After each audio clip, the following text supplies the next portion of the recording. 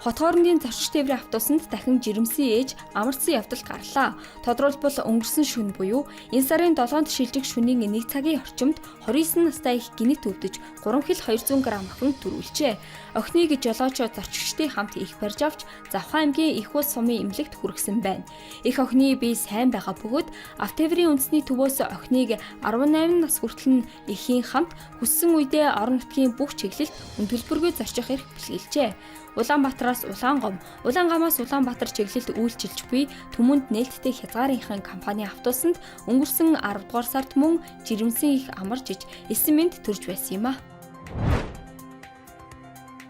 Өнөөдрийн байдлаар Улаанбаатар төмөр зам дээр шатхуунтай 772 вагон байна.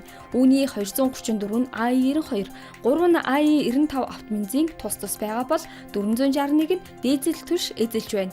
Мөн 28 нь онгоцны түвш, 46 нь шингэрүүлсэн шатдаг хий тус байна. Тэдгээрийг Толгойт, Аршаант, Улаанбаатар, Дархан Эрдэнэт болон Сайн Шанд өртөөдөд хуваарлах бөгөөд буух өртөөдийг чиглэн замд 81 вагон АИ-92 автомобилийн, 260 вагон дизель төрш 9 вагон шингэрүүлсэн шатдаг хий хүрэлцэн ирэх юм байна.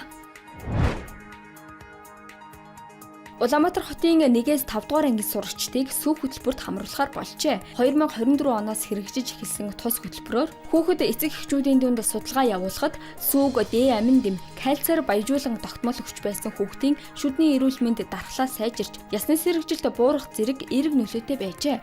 Нийслэлийн сурагчдад өгөх нэг өдрийн сүүний зардлыг нийслэлийн засаг даргын тамгын газраас, нэг өдрийг дүүрэг орон нутгаас, нэг өдрийг эцэг эхчүүд гэх мэтээр хариуцаж 7 хоногийн 3 өдөр сурагч сүү өгнө. Хөтөлбөрт нийтдээ 189 мянган хүүхэд хамрагдах юм байна. Автомашины асах гээд гал тавьж шатах, дотор нь сууж байгаад угаартаж амнасаа алдах явдал гарсаар байна.